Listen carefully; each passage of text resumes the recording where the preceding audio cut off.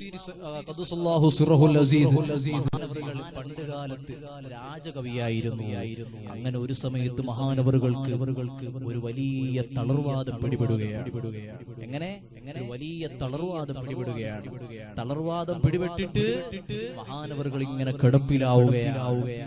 ഖദ്ദസല്ലാഹു സിറഹുൽ അസീസ് എന്ന് പറയത്തില്ല, ഇമാം ബൂസൂരിനെ പറയൂ.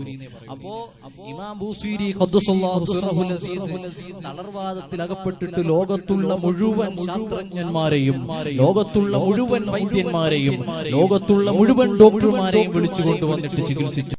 ഒരു രക്ഷയുമില്ല. അവർ പറയുന്നു ഒരു രോഗവുമില്ല, ഈ മനുഷ്യന് ഒരു രോഗവുമില്ല, ഞങ്ങളുടെ ലിസ്റ്റിൽപ്പെട്ട ഒരു രോഗവും ഈ മനുഷ്യനില്ല. അവരാകെ കൈയൊഴിഞ്ഞു. അങ്ങനെ അതാ ഇമാം ബൂസീരി ഖദ്ദസല്ലാഹു സിറഹുൽ അസീസ് ഇനി ലാസ്റ്റ് ആയിട്ടുള്ളൊരു ഡോക്ടറുണ്ട്.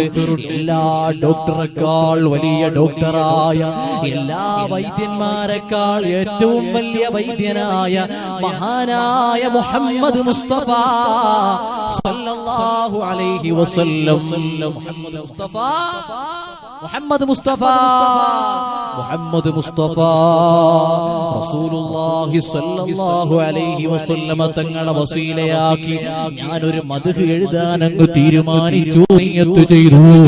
എന്റെ ഈ തളർവാദമൊന്ന് മാറണം.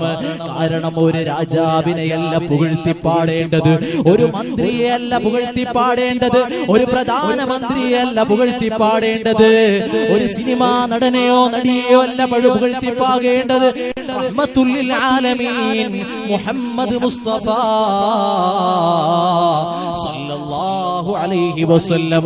അങ്ങനെ ഇമാം ബൂസീരി തങ്ങൾ ഇങ്ങനെ എഴുതുകയാണ്, മൗലായ സല്ലി വസല്ലിം ദായിമൻ അബദാ അലാ ഹബീബിക ഖൈറിൽ ഖൽഖി കുല്ലിഹിം. അങ്ങനെ ഇങ്ങനെ എഴുതി അവസാനം എഴുതി കഴിയാനാകുമ്പോഴത്തേക്ക് മഹാനവറുകൾ നിദ്രയിലേക്ക് പോവുകയാണ്, ഉറക്കത്തിലേക്ക് പോവുകയാണ്. അപ്പോഴതാ വരുന്നു ഹബീബായ മുഹമ്മദ് മുസ്തഫ. ആ റസൂലുള്ളാഹി തങ്ങൾ സ്വപ്നത്തിൽ വന്നുകൊണ്ട് ഇമാം ബൂസീരി തങ്ങളോട് ചോദിക്കുകയാണ്, എന്താണ് ബൂസൂരി, നിങ്ങൾ എന്തിനാണ് കരയുന്നത്, നിങ്ങൾ എന്തിനാണ് കരഞ്ഞു മദ്ഹുകൾ എഴുതുന്നത്? അവിടെ വെച്ച് എല്ലാ വേവലാതിയും പറഞ്ഞു കൊടുക്കുകയാണ്. ഖസീദത്തുൽ മുറൂദ ഹബീബായ തങ്ങളുടെ മുന്നിലിരുന്നു കൊണ്ട് എല്ലാം പാടിക്കൊടുക്കുകയാണ്.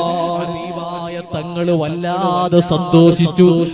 കേട്ടിട്ട് വല്ലാതെ സന്തോഷിച്ചുകൊണ്ട് മഹാനായ ഇമാം ബൂസീരി തങ്ങളുടെ ശരീരത്തിൽ ആ ശറഫാക്കപ്പെട്ട കൈവച്ചങ്ങ് തടവുകയാണ്.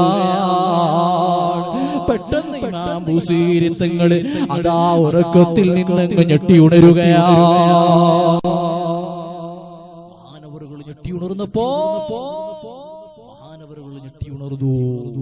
ആ സമയത്ത് റൂമാകെ പരിമളം കൊണ്ട് വീശുകയാണ്. ഹബീബായ തങ്ങളുടെ വിയർപ്പിന് അത്തറിനെക്കാട്ടിയും സുഗന്ധമാണ്, കസ്തൂരിയെക്കാട്ടിയും സുഗന്ധമാണ്. ആ റൂമാകെ പരിമളം കൊണ്ട് വിറയ്ക്കുകയാണ്. ബൂസീരി തങ്ങൾ കൈപൊക്കിയപ്പോൾ കൈപൊങ്ങുന്നു. അൽഹംദുലില്ലാഹ്, ഇരു കൈകളും പൊങ്ങുന്നു. ശരീരം മുഴുവനും അനങ്ങാൻ തുടങ്ങുന്നു. രണ്ട് കാലുകളും അനങ്ങുന്നു.